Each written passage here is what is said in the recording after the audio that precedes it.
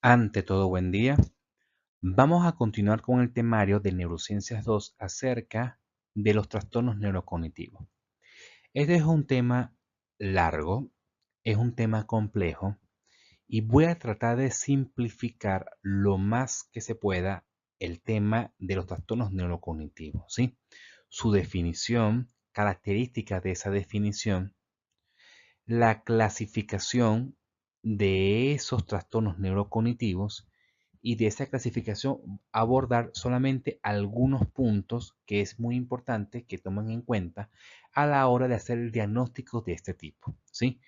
Se trabaja de manera multidisciplinaria con neuropsicólogos, con neurólogos, con psiquiatras, ¿sí?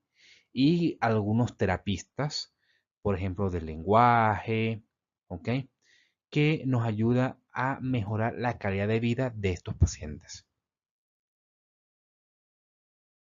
Vamos a definir primero lo que es demencia. La demencia es un síndrome adquirido producido por patología orgánica que, en pacientes sin alteración de conciencia, produce un deterioro persistente de varias funciones mentales superiores que provocan su invalidación funcional en el ámbito social y laboral. Hay varios puntos que voy a tomar en cuenta en esta definición. Primero, demencia es un síndrome adquirido. Eso quiere decir que el cerebro en un principio está normal, ¿sí? Con su procesamiento anatómico y funcional normal, y luego comenzó a deteriorarse. ¿Ok? Eso quiere decir de que la demencia es una enfermedad neurodegenerativa. Degeneran las neuronas, producen muerte celular programada en esas neuronas, ¿sí? Y dependiendo del área de la sustancia gris que se deteriora, produce los signos y síntomas. Producido por una patología orgánica. ¿Por qué? Porque se acumulan proteínas anómalas en la sustancia gris, ¿sí?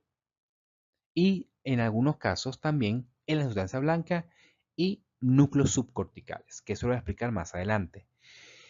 En pacientes sin alteración de la conciencia, esta sin alteración de conciencia va a depender del tipo de demencia. Hay una demencia en particular que altera la conciencia. Produce un deterioro persistente de varias funciones mentales superiores. Quiere decir que cuando produce deterioro, quiere decir de que la persona al principio tenía sus áreas cognitivas normales, memoria, lenguaje, función ejecutiva, y que luego lo perdió. Eso quiere decir que la alteración de la memoria, que estaba normal y lo perdió, que eso lo adquirió después, en la adultez, no tiene que ver que sea congénito. No es lo mismo que esté alterado en el desarrollo, la memoria y lenguaje, a que estaba normal y de repente lo perdió, ¿sí? Que se diferencia de los trastornos del neurodesarrollo. Aunque puede haber casos que exista un trastorno del neurodesarrollo, haya adquirido ciertas capacidades cognitivas y que esa persona con el trastorno del neurodesarrollo en la adultez perdió esas facultades cognitivas. Entonces genera demencia. Que provoca su invalidación funcional en el ámbito social y laboral. Quiere decir de que la alteración cognitiva, memoria, lenguaje, función ejecutiva, lo haya perdido tanto que ya no pueda ni trabajar, ni estudiar, ni cocinar, ni manejar cuentas bancarias. Eso quiere decir de que la alteración cognitiva es tal que no le permite realizar su vida diaria y va a depender de un cuidador 24 horas, 7 días a la semana porque son personas que pueden volverse agresivas, se escapan, ¿sí? Esas pacientes no duermen porque tiene el diagnóstico. La demencia se clasifica como un trastorno neurocognitivo mayor, ¿sí? Eso quiere decir que en los trastornos neurocognitivos se clasifica en mayor y menor. Mayor ya se clasifica como demencia, como enfermedad. Y otro punto, la definición de demencia de las áreas cognitivas se establece de 2 a más áreas cognitivas. Quiere decir que una persona con demencia le afecta, por ejemplo, la memoria a corto plazo explícita más lenguaje, lenguaje más función ejecutiva más atención selectiva. Eso quiere decir de que la definición de demencia tiene que comprometerse dos o más áreas cognitivas. De que tenga afasia, por ejemplo, que es un trastorno, que es una alteración del lenguaje, solo, y los demás elementos está conservado, no se clasifica como demencia. Otro punto, la definición de demencia tiene que ser progresivo e irreversible. Una vez que se haga el diagnóstico, no hay vuelta atrás. Comienza a deteriorarse constantemente a medida que pasa el tiempo. Una persona que tenga alteraciones en la memoria comienza a deteriorarse y luego mejoran y luego se establece como estaba antes, eso no es demencia, ¿sí? Ese es un deterioro cognitivo transitorio y que luego recuperó. Entonces, ahí no se clasifica como demencia. Entonces, no existe demencia senil porque las personas que van cambiando sus funciones ejecutivas, por ejemplo, en las personas de tercera edad, pero que pueda cocinar, que pueda manejar sus cuentas bancarias, ¿sí? Y puede hacer sus actividades diarias, no se clasifica como demencia, porque demencia es enfermedad. ¿Puede existir cambios cognitivos por la edad? Sí, pero no le incapacita como lo hace la demencia. Eso quiere decir que demencia senil no existe. Un paciente con síndrome de Down, el hecho de que no haya desarrollado áreas cognitivas de manera correcta no se clasifica como demencia, sino que se clasifica como un trastorno de discapacidad intelectual, como un trastorno del neurodesarrollo. Pero una vez adquirido en la adultez, por ejemplo, las capacidades cognitivas, lo más que se pueda según el desarrollo y según el tipo de terapia que haya recibido, y luego haya perdido en la adultez esas facultades cognitivas y de manera progresiva se hace el diagnóstico aparte del trastorno de discapacidad intelectual, la demencia, ¿ok? El trastorno neurocognitivo mayor. Entonces es muy importante que una vez que se haga el diagnóstico, no hay vuelta atrás, tanto por neuropsicología como por neurología. Ese diagnóstico no hay vuelta atrás. Entonces hay que tener mucho cuidado para hacer el diagnóstico de demencia o el trastorno neurocognitivo mayor. Más adelante vamos a clasificar ese trastorno neurocognitivo mayor, ¿sí? Eso lo describiremos más adelante. Fíjense que la demencia hay una alteración del comportamiento, una alteración cognitiva y una alteración funcional.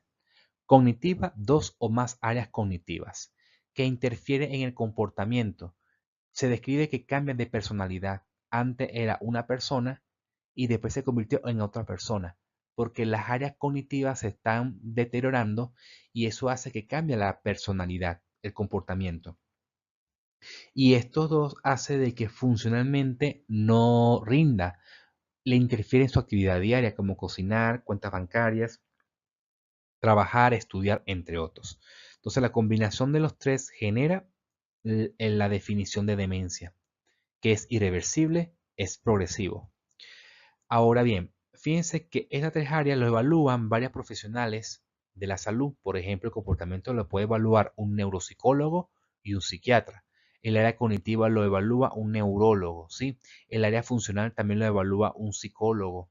Entonces, por esa razón, tratar demencia es multidisciplinario. También hay que aplicar test neuropsicológico de pesquisa y también test neuropsicológico específico del área cognitiva afectada, que eso le corresponde al neuropsicólogo. Con respecto a la definición del trastorno neurocognitivo leve, la diferencia más importante en relación a la definición de demencia o trastorno neurocognitivo mayor es la independencia como persona. Fíjense que acá quiere decir de que a pesar de que tenga alteraciones de uno o varios dominios cognitivos, porque a diferencia de la demencia es de dos o más dominios cognitivos, aquí con solamente uno se puede hacer el diagnóstico, ¿ok? Es independiente. Puede manejar sus cuentas bancarias, puede cocinar, ¿sí? Y hacer otras actividades de manera independiente. Puede estudiar, puede trabajar. Entonces, a pesar de que tenga alteraciones cognitivas, sigue siendo independiente, ¿sí? Y no es totalmente atribuible a un envejecimiento normal. Fíjense que existe el envejecimiento normal, hay cambios cognitivos, pero cuando está por encima de lo esperado, ¿sí? Pero que sigue siendo independiente, es un trastorno neurocognitivo leve o menor. Por ejemplo, la hipertensión arterial que hace que hayan cambios en sustancia blanca puede generar disfunción ejecutiva aislada, ¿ok? No progresa porque si tiene buen control de presión arterial, no progresa la disfunción ejecutiva, no aparece alteración de otras áreas cognitivas, ¿sí? Y es independiente, entonces sería un trastorno neurocognitivo leve, producto de los cambios de sustancia blanca por hipertensión arterial o el colesterol, que al manejar el colesterol y la hipertensión arterial no avanza, entonces no se clasifica como demencia o trastorno neurocognitivo mayor.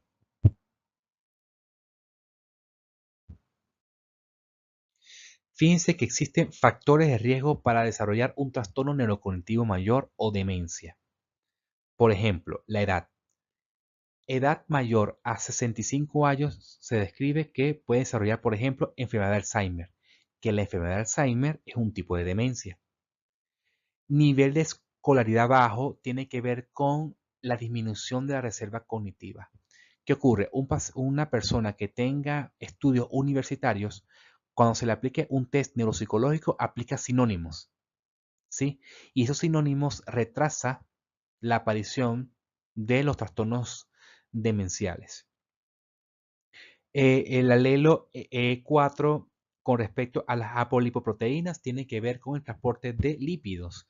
También se ha asociado a factores de riesgo para demencia. La hipertensión arterial también genera un factor de riesgo para desarrollar demencias. Más que todo, con la hipertensión arterial que genera cambios en la sustancia blanca en la región frontal y hay una alteración de la conexión entre los núcleos de la base con la corteza prefrontal dorsolateral. Por esa razón, las personas hipertensas que no están controladas con antihipertensivos y mantienen los picos de hipertensión arterial en el tiempo, que hayan cambios de sustancia blanca en región frontal, pueden producir disfunción ejecutiva. Sin embargo, la disfunción ejecutiva sola con las otras áreas cognitivas normal no se diagnostica demencia. Sin embargo, es un factor de riesgo porque si tiene disfunción ejecutiva y desarrolla afasia, entonces desarrolla un tipo de demencia que se llama demencia vascular, por ejemplo. Tenemos la hipercolesterolemia, porque hace que cambie la sustancia blanca en la región frontal y produce en principio disfunción ejecutiva. El colesterol se acumula en las arterias, ¿sí? Puede ser arterias del corazón o arterias del cuello que se llama carótida. Entonces, esas arterias que se llaman carótida, que va el flujo sanguíneo hacia el cerebro, al disminuir el flujo sanguíneo por el acúmulo de colesterol en las arterias, puede producir cambios en sustancia blanca en la región frontal y por ende puede producir disfunción ejecutiva. La obesidad tiene que ver es con cambios de la hemodinamia cerebral. Diabetes ocurre el mismo mecanismo de los cambios de sustancia blanca como la hipercolesterolemia y la hipertensión arterial. La insuficiencia cardíaca por cambios de la hemodinamia o del flujo sanguíneo cerebral, al igual que la fibrilación auricular, que son factores de riesgo inclusive para desarrollar ACV. ¿Okay? La apnea obstructiva del sueño, que tiene que ver con la oxigenación sanguínea y por ende cerebral, que puede perjudicar el funcionamiento cerebral, ¿sí? La enfermedad vascular cerebral isquémica, que tiene que ver con la hipertensión arterial, por el colesterol, y genera cambios tanto cortical como subcortical. Cortical, sustancia gris; subcortical, sustancia blanca.